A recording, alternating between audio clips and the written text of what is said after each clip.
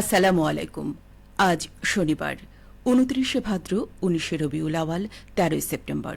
বাংলাদেশ বেতার, রাজশাহী। স্থানীয় সংবাদ পড়ছি বিলকিস বেগম। রাজশাহীতে সুশৃঙ্খল সমাজ গঠনের লক্ষ্যে মাদক, চুরি ও সন্ত্রাসের বিরুদ্ধে সচেতনতামূলক সমাবেশ অনুষ্ঠিত হয়েছে। গতকাল সন্ধ্যায় নগরীর শালবাগান এলাকায় অবস্থিত পাওয়ার হাউস মোড়ে এই সমাবেশের আয়োজন করে স্থানীয় দোকান মালিক ও বণিক সমিতি। সমাবেশে প্রধান অতিথি ছিলেন আরএমপি বোয়ালিয়া জোনের deputy police commissioner Mir Mohammad Shafin Mahmud. অনুষ্ঠানে বক্তারা বলেন, বর্তমান সমাজে যে কয়টি ব্যাধি ভবিষ্যৎ প্রজন্মকে অন্ধকারের দিকে নিয়ে যাচ্ছে তার মধ্যে মাদক, চুরি, সন্ত্রাস অন্যতম। এই তিনটি সমস্যার কারণে পরিবার, সমাজ ও জাতি আজ মারাত্মক হুমকির মুখে।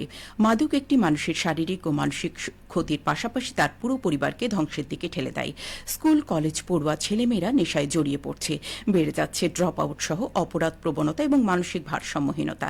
এই পরিস্থিতির জন্য শুধুমাত্র আইন শৃঙ্খলা বাহিনীর উপর দায় চাপিয়ে দেওয়াই যথেষ্ট নয়। দরকার পারিবারিক সচেতনতা, শিক্ষা প্রতিষ্ঠানের কঠোর নজরদারি সহ সামাজিক উদ্যোগ। সর্বোপরি এই ব্যাধির বিরুদ্ধে রুখে দাঁড়াতে হবে পুরো সমাজকে। এদিকে আরএমপি পবা থানার উদ্যোগে ওপেন হাউস ডে অনুষ্ঠিত হয়েছে।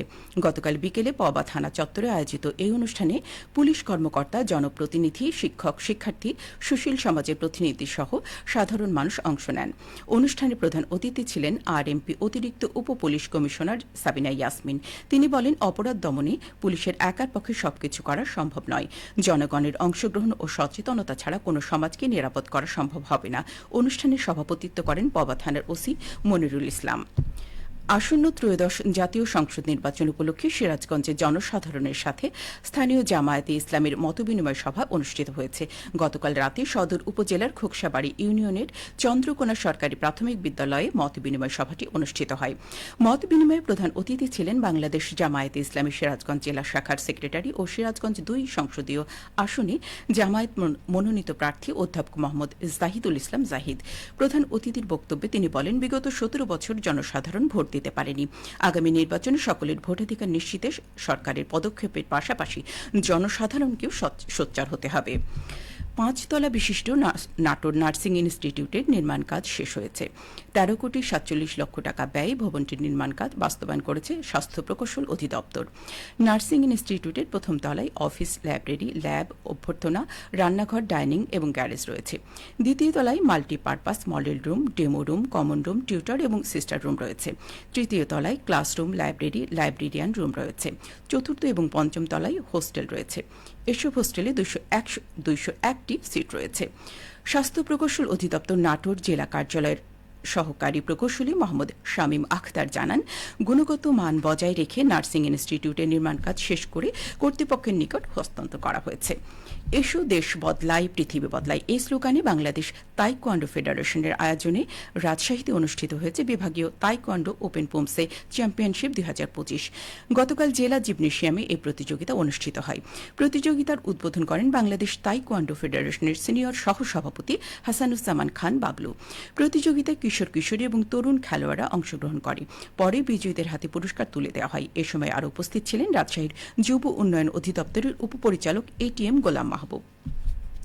Sirajganj DC gold cup football টুর্নামেন্টে ২০২৫-এর প্রথম সেমিফাইনালে বিজয়ী হয়েছে সদর পৌরসভা ফুটবল একাদশ।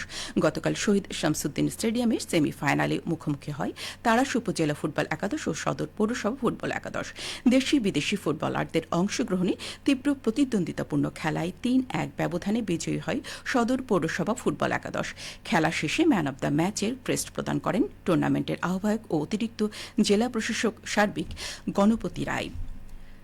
একটি ঘোষণা, মাগরিব নামাজের আজান প্রচারের সুবিধার্থে আগামী ১৫ সেপ্টেম্বর থেকে বাংলাদেশ বেতার রাজশাহীর সন্ধে ৬টা ৫ মিনিটের স্থানীয় ইংরেজি সংবাদ সন্ধে ৫টা ৪৫ মিনিটে প্রচারিত হবে। সবশেষে আবহাওয়া। আজ সকাল ৬টায় রাজশাহীতে তাপমাত্রা ছিল ২৬.৭ ডিগ্রি সেলসিয়াস। এ সময় বাতাসে আর্দ্রতার পরিমাণ ছিল ৯৬%। রাজশাহী পার্শ্ববর্তী এলাকায় আজ সূর্যোদয় হয়েছে ভোর ৫টা ৫০ মিনিটে এবং সূর্যাস্ত সন্ধ্যে ৬টা ১১ মিনিটে। সংবাদ শেষ হল। আমাদের পরবর্তী স্থানীয় সংবাদ দুপুর ১২টা ১০ মিনিটে।